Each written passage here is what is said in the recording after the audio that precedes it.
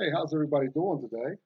My name's Tom Lynch Nyback, and we are here at 365 days towards racial change, day 327. We're a little disjunct now. We're not consecutive. We've been out of that for a while, and you know the story if you've stuck around. If you don't know why these days don't line up, go back and watch the previous 300 videos, and you'll get the idea. No, but it's great to see you again.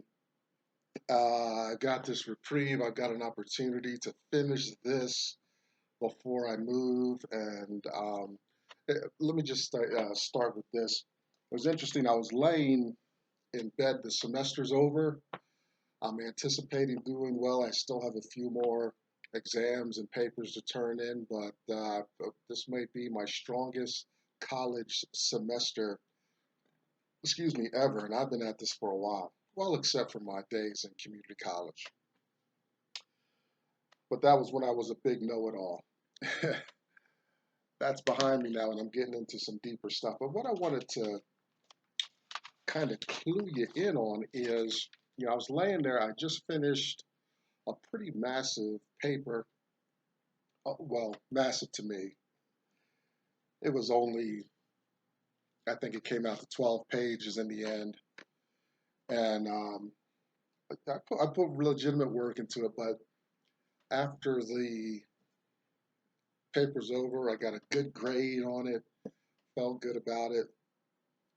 I can't kind of came down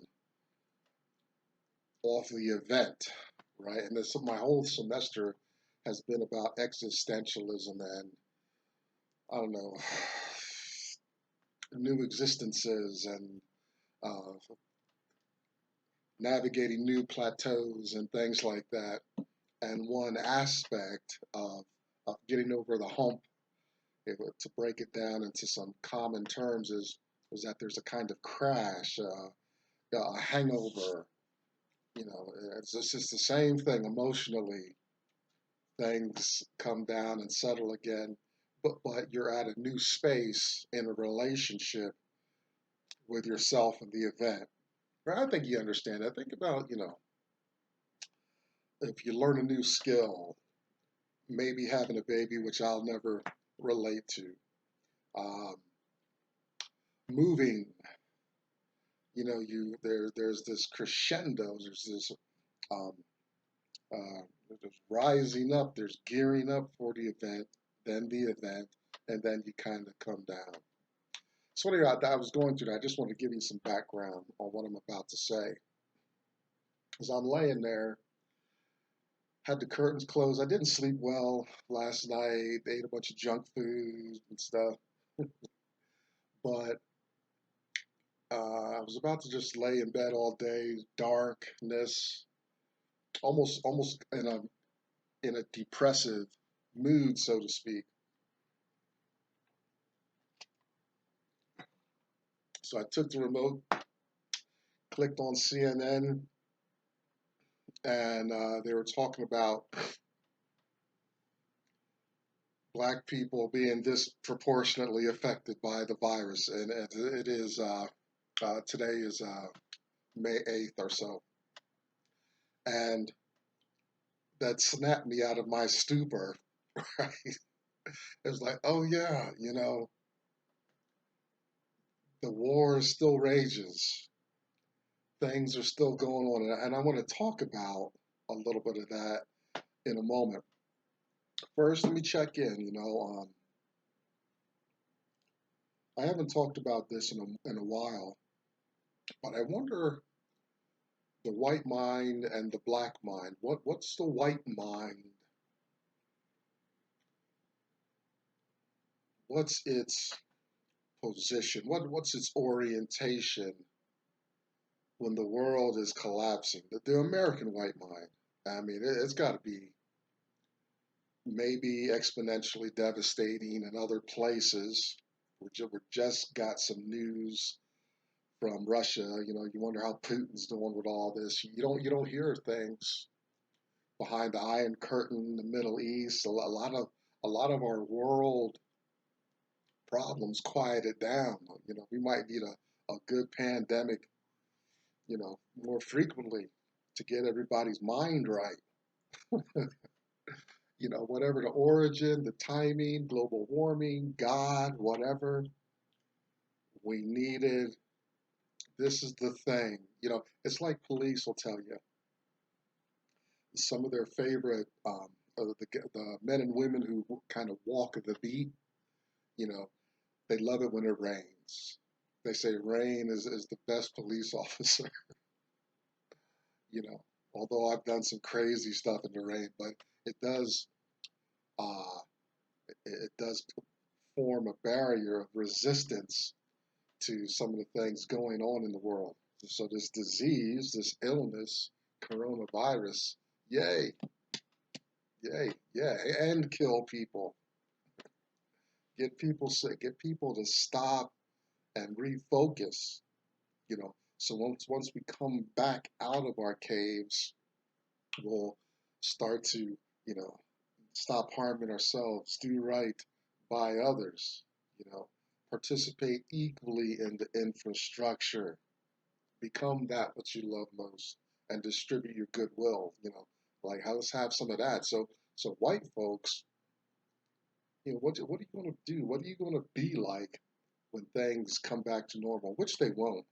We have just encountered an event on the level like there's a there's going to be collective consensus that things top to bottom, bottom to top, sideways have to change in an equitable manner. So I wonder how white people are going to do. Like I'm watching these folks, even CNN. I watch CNN versus Fox and Friends, but I'm watching these folks, right? Majority of these white journalists, the virus really doesn't touch them. A couple of them got the virus, had to quarantine and stuff. Whatever, yeah, yeah. But I'm like, wow, journalism really kind of comes through the storm pretty well, especially if you're white, you know. But what about other folks, you know, business owners and whatnot? Um, what's your attitude going to be like toward your brothers and sisters of other colors as this thing um, corrects itself and we get back to socializing and being out and without these draconian measures leveled and employed against us? What's that going to be like in the future? What are you going to do with that? And black folks, oh God, I'm hoping black folks are like, you know, boy, we really got the short end of the stick. Like, us black folks, like, we're always mired in trying to, boy, navigate this system that is all is this obstructionist system leveled against us that's been bored. We are spat out into this system that just obstructs our upward mobility and our desire. We got to work exponentially harder just to keep our heads above water and move about the system equitably. You know, like I said, it's like May 8th, and just it's months later, black man jogging in a Georgia community, right?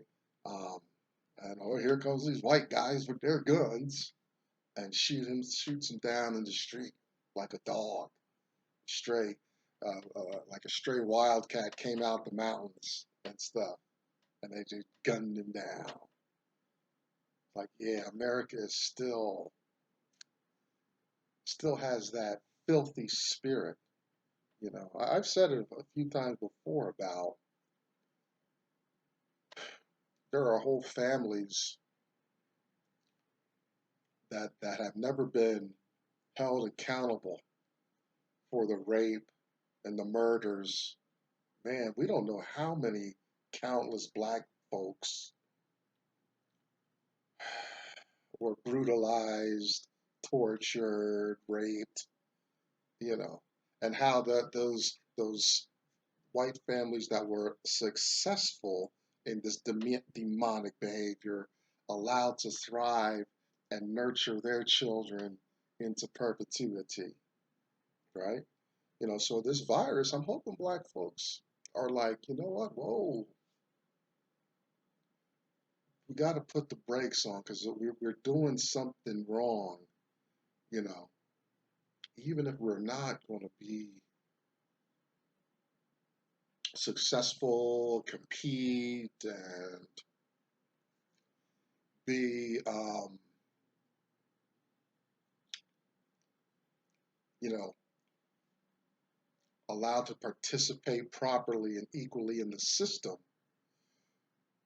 we need to change some of our tactics because we're getting murdered, we're getting killed out here, and there seems to be no, we're not responding to the threat properly. Right, this semester in one of my classes, the professor would talk a lot about um, our ancestors. I'm talking the Neanderthals and all the other previous human um, iterations on the planet. You know, us Homo sapiens ruling the planet. We're not the first, right? We didn't start out that way, right? We are the descendants of some very base animalistic creatures. We just happen to be bipedal and opposing thumbs and stuff like that.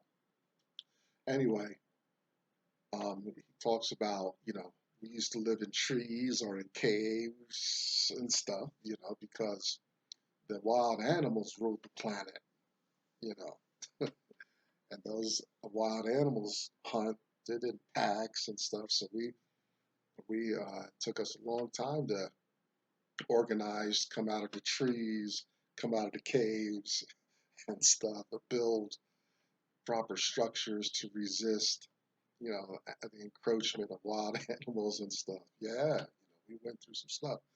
But the point is, like,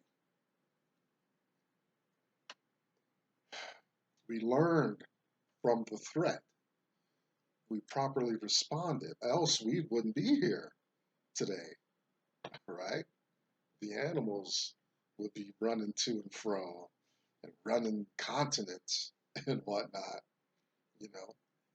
But we were mankind was smart enough to respond to the threat properly, and we survived. Black people aren't doing.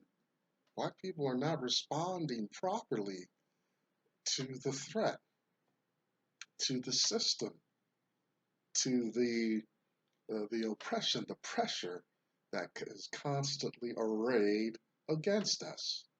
Very sad. I'm going to get into some stuff today that got me out of bed to open up the curtains, let some light in the room, wash my clothes, because school, we all shut down, so I had 2 months worth of clothes.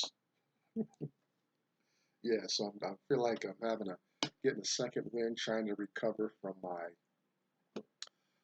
um, semester high and get back to focus. Try to get this project in the can before I move.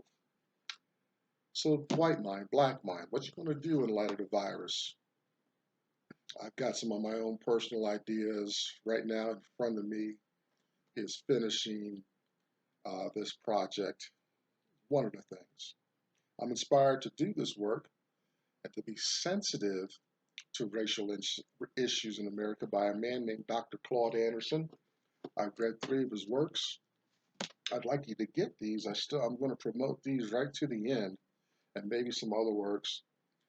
Black History Reader, 101 Questions You Never Thought to Ask. Black Labor, White Wealth, Search for Power and Economic Justice. And Dr. Anderson's National Plan to Empower Black America, Powernomics. You can find Dr. Anderson here on YouTube and at powernomics.com. You can get those resources and be on your merry way. There's a couple books maybe I want to start promoting as this project wraps up. Look, behind me, see the hashtag us2 symbol. This is a black female's response to the hashtag #MeToo movement. Apparently, they felt that it was too white, focused, and oriented. And make no mistake, women have this issue too. And there's, I'm not an expert on it, but I know when you inject color into the conversation, there's going to be differences. And but go here and hear what they have to say about those issues. Um, Check out Black Enough, BLAGGENUF, the Black Facebook Experience. See Dr. Boyce Watkins at the Black Business School, theblackbusinessschool.com. A guy named Tyrone Gregory, um, entrepreneur, tax guy, um, very active brother. He's actually the one guy I talked to. I haven't talked to any of these other people personally. Plenty of resources out there. You know, if you can't find your flavor, get your voice out, do what I did. Just start your little video thing. Apparently, Google has space for free. I don't complain. They even knocked off one of my videos. I didn't make too much of a fuss. I just got to redo it, you know. But there's hours of me monologuing here, just talking to myself. No, my mom is still very faithful. Some more resources. Check out Uncle Tom's Cabin. Read this book. Get an idea of what slavery was like in America just around right before the Civil War. It's a fictional account of a slave's life, but it's informed by um, real events. Uh, we're in a virus now, but this virus has imposed some very socioeconomic concerns upon us. And I want you to check out this book, Creature from Jekyll Island. And G. Edward Griffin is the writer of this book. Has a lot of neat resources, but it shows you what governments will do in desperation, how cunning money is in America, how it's finely tuned and controlled. You know, to help you reflect right now, you know, with these stimulus packages and all these stuff where the government can just print money at will.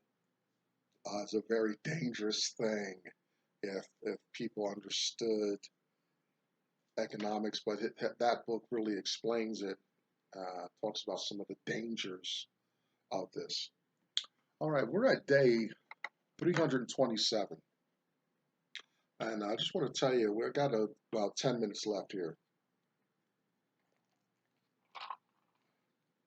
What shook me out of bed this morning was that when I heard black people being disproportionately affected by the virus economically,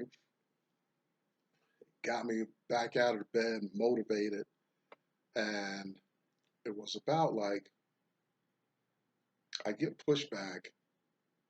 I got a good friend here. I love him to death, and so he'll ask me, and I know he has challenges with my view that black help for black people, concern for black folks, focus needs to be exclusive. You know, I'll be the first one to say that everybody needs equal opportunity and chance at the American system and things like that. I'll be the first. Yeah, everybody. But that's not how America works. That's not how America was created. It's not how America, it's not on, America does not rest on that foundation. We are deluding ourselves if we think that all men are created equal.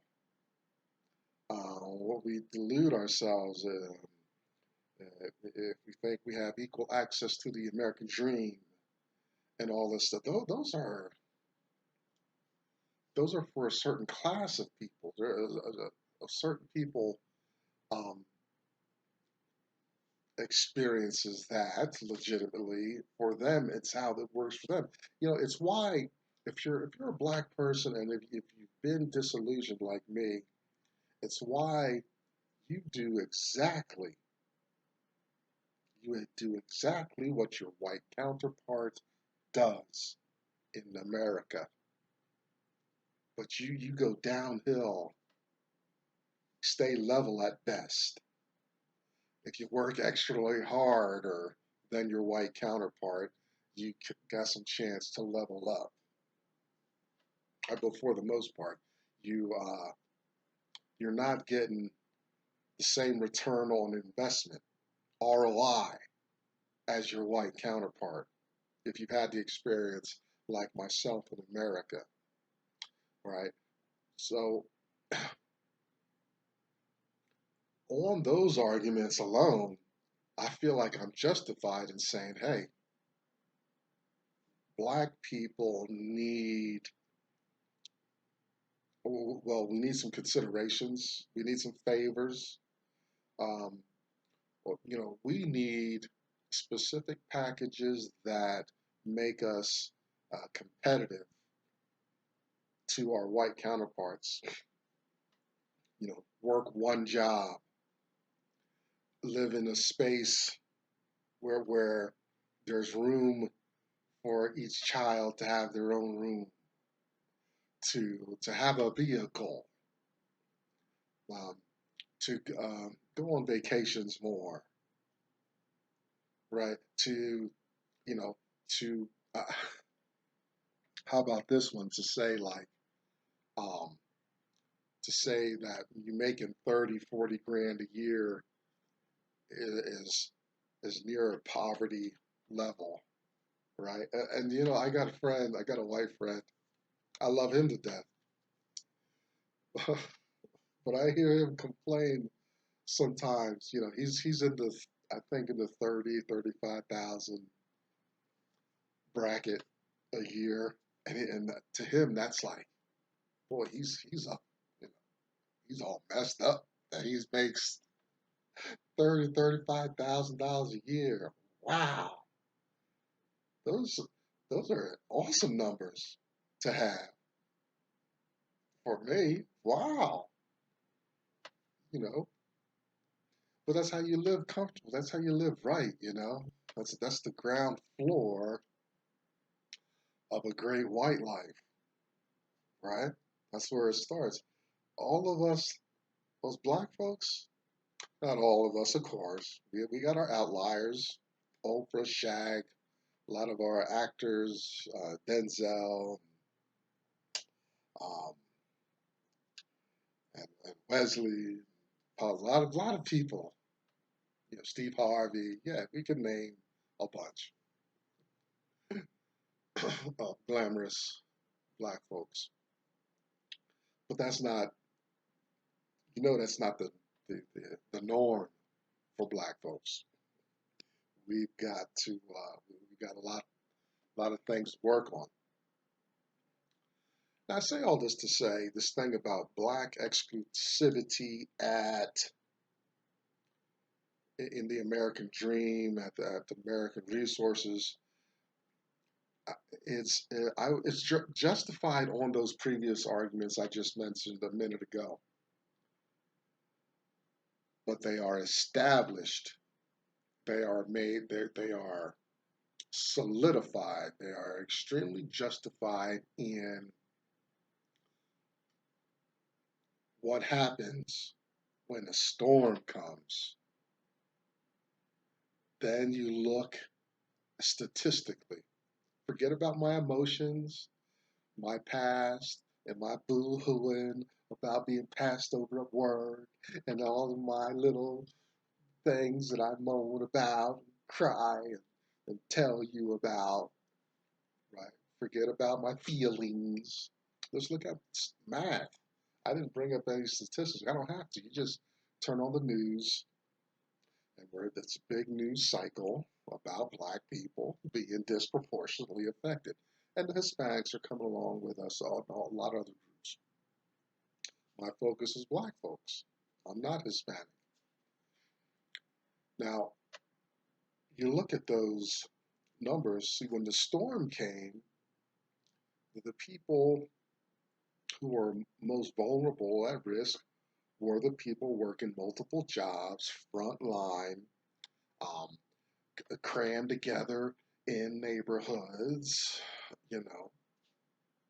where the people, right? You don't find much of a problem in white communities where people, their houses are on good chunks of land, right? I've told the story when I ride the train and I look at some of these communities, these huge buildings that one family lives in, big yards. There's a white folks up in there, right? If you know a black community, a black gated community with people with big yards, please tell me about it. I'd love to hear it. You can't contact me maybe directly here on YouTube, but put the put the name of the community in the description in your comments. You know, some exclusive black community where you have buildings and mansions and stuff. Boom, boom, boom. Consistently. I don't know of any off the top of my head, right? But see, the problem is what I'm getting back to is when the storm came, statistically, the people most at risk got hammered. Black people are getting hit the hardest in a lot of cases. Where it's us in the Hispanic community. It's not white people. Let me put it that way, right? So let's talk about it. We got a minute or two left here. Why are black people populating the jail, dying the most when virus comes? Um, doing the hardest labor. Everything that's dysfunctional in America. We talked about this in some of the early videos. You know, black people bearing the weight of America's um, burdens just underneath it. That's disgusting, right? And black people need to respond properly to this. And I'm not close. I, don't get me wrong. It's not the white system exclusively. It's a combination of a lot of things, right? Today I've been watching a lot of crime shows, right? And who's mostly on the crime shows? You see black people getting busted doing stupid stuff, murder and stuff, and then getting in the cycle in the penal system, right? Like it's a right. It's disgusting. And like,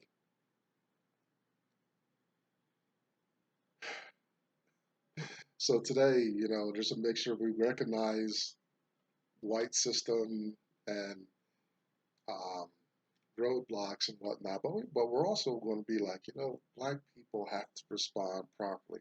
And I'm in that boat. I'm in that boat right along with you for years. I spent my resources, my time, burned up relationships, put my health at risk through crack cocaine, right? being strung out and wasting money and that just just being such a dumbass, you know. So I'm in the boat with you. It doesn't mean I can't be a truth sayer in the process. Yeah. So it's important. Like if you're ever wondering about Black exclusivity and stuff like that, just look at the numbers. Look at the numbers of who's vulnerable when the storm hits, who's getting thrown under the bus, right? And this is a disease hitting us in the most vulnerable time. I'm worried about when we're not under threat and the power system, the power group says we need some fodder. We need some expendables. That's what I'm worried about. This may be a precursor to greater things to come. Who knows? Listen, thanks for hanging out. We got a little ways to go. That's day 327 in the can. Thanks for hanging out. I'll see you again. My name is Tom Lynn's Nyback, and that's 365 days towards racial change. Bye bye.